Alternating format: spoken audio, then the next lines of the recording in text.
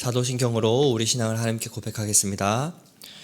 전능하사 천지를 만드신 하나님 아버지를 내가 믿사오며 그 외아들 우리 주 예수 그리스도를 믿사오니 이는 성령으로 잉태하사 동정녀 마리아에게 나시고 본디오 빌라도에게 고난을 받으사 십자가에 못 박혀 죽으시고 장사한 지 사흘 만에 죽은 자 가운데서 다시 살아나시며 하늘에 오르사 전능하신 하나님 우편에 앉아 계시다가 저리로서 산자와 죽은 자를 심판하러 오시리라.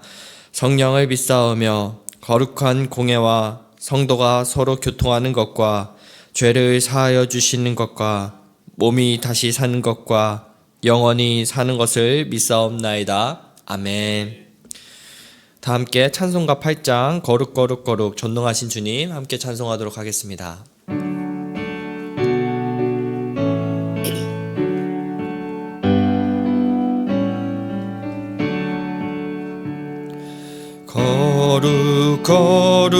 거룩 전능하신 주님, 이른 아침 우리 주를 찬송합니다.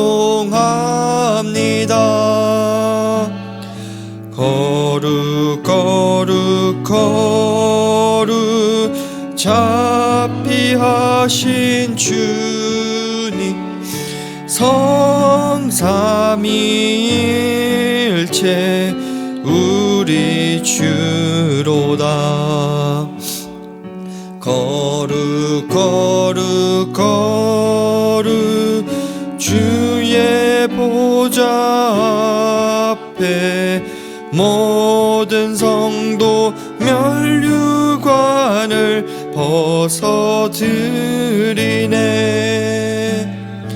천군 천사 모두 주께 굴복하니 영원히 위에 계신 주로다. 거룩 주의 빛난 영광, 모든 죄인 눈 어두워 볼 수 없도다.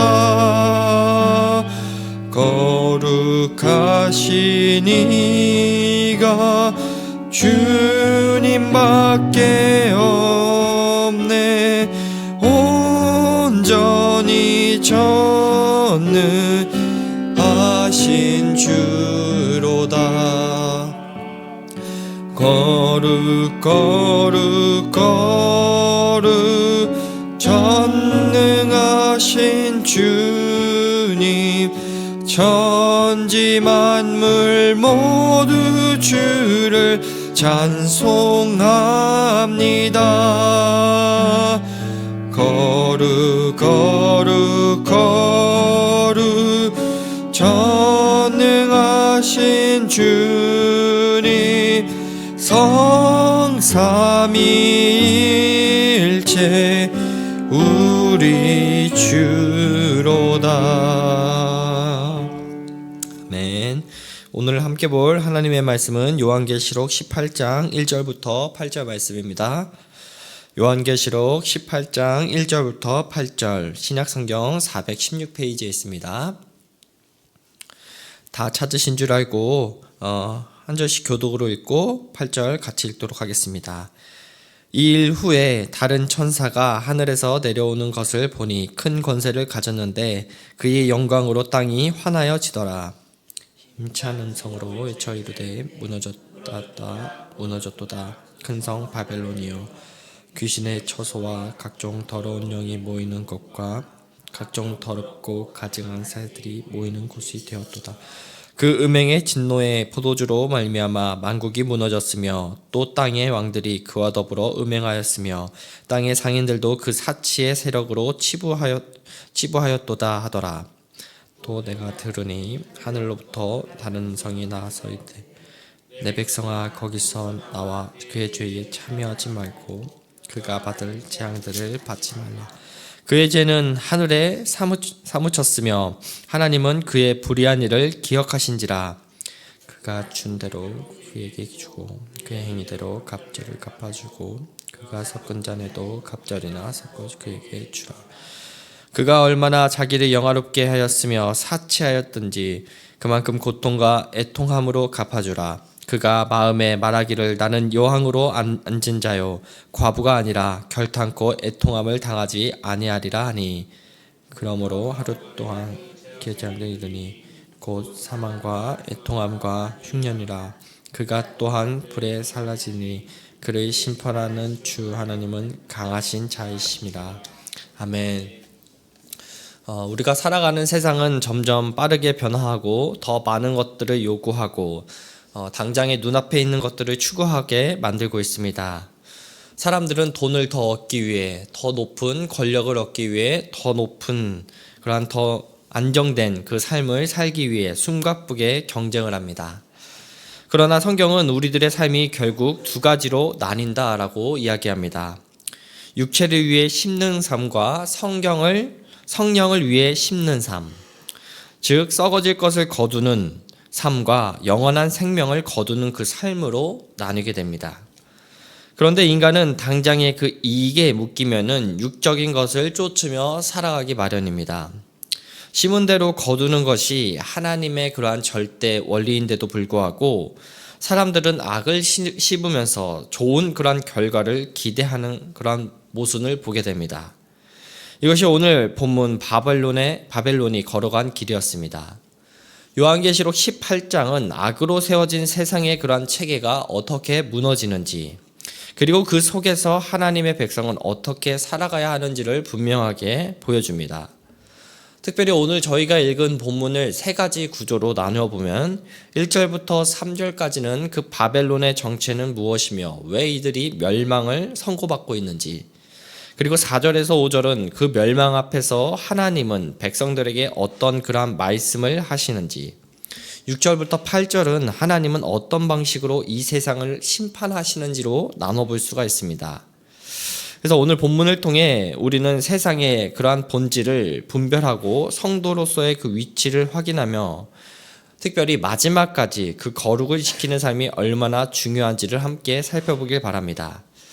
요한은 환상 가운데 중요한 그러한 장면을 목격합니다. 본문 1절에서는 이것을 다음과 같이 묘사하고 있죠.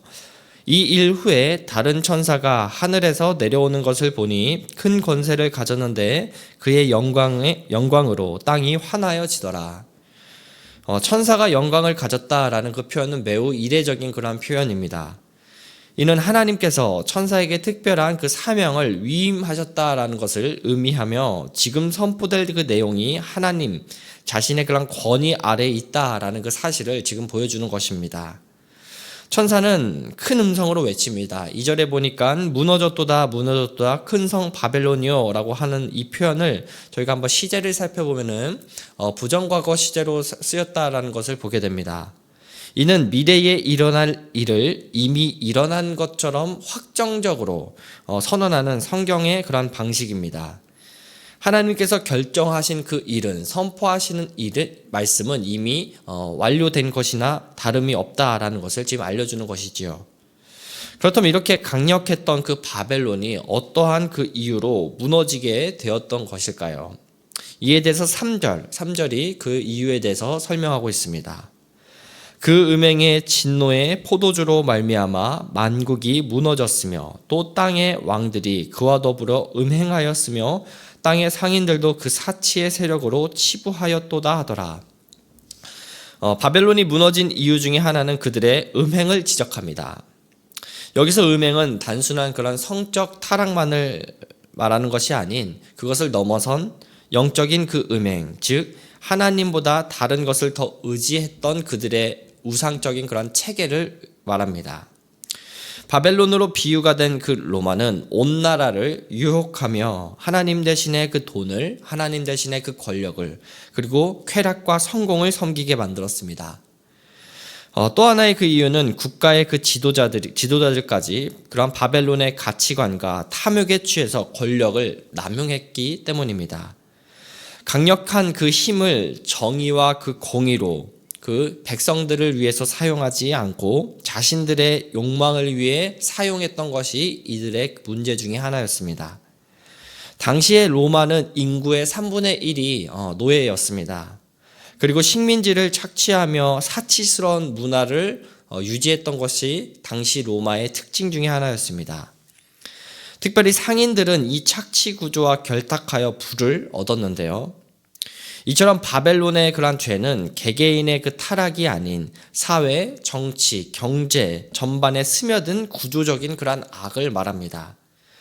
그렇게 하나님의 그 심판은 피할 수가 없었던 것입니다.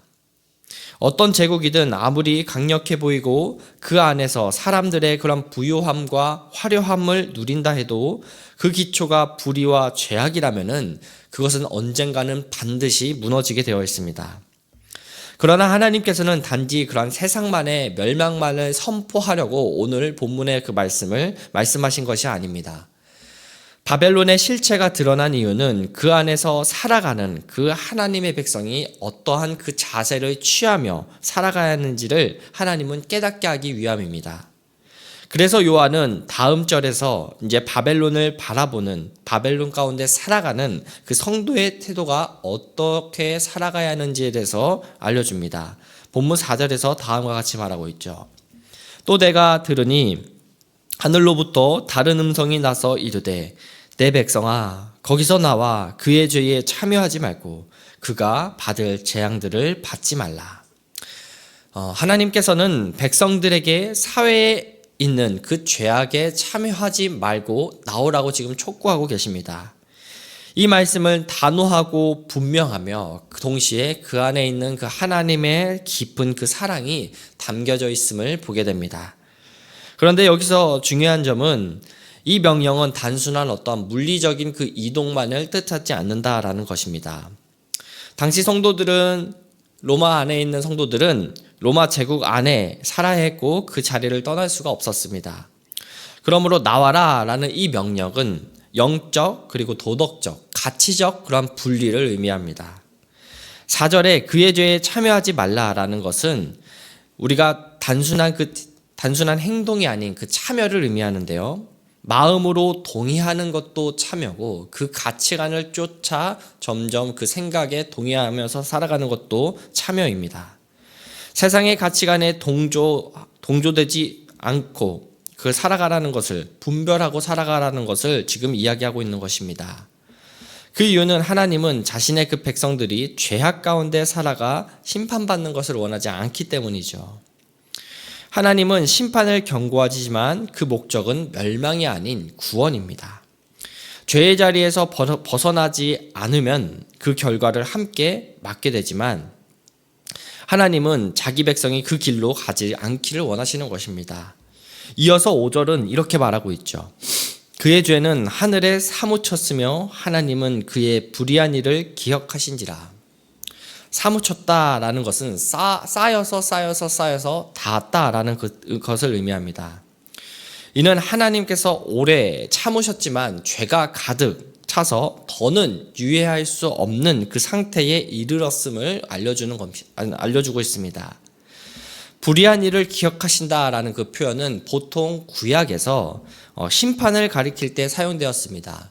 시편 109편 14절과 호세아 9장 9절에서도 보면 다음과 같이 표현되어 있죠.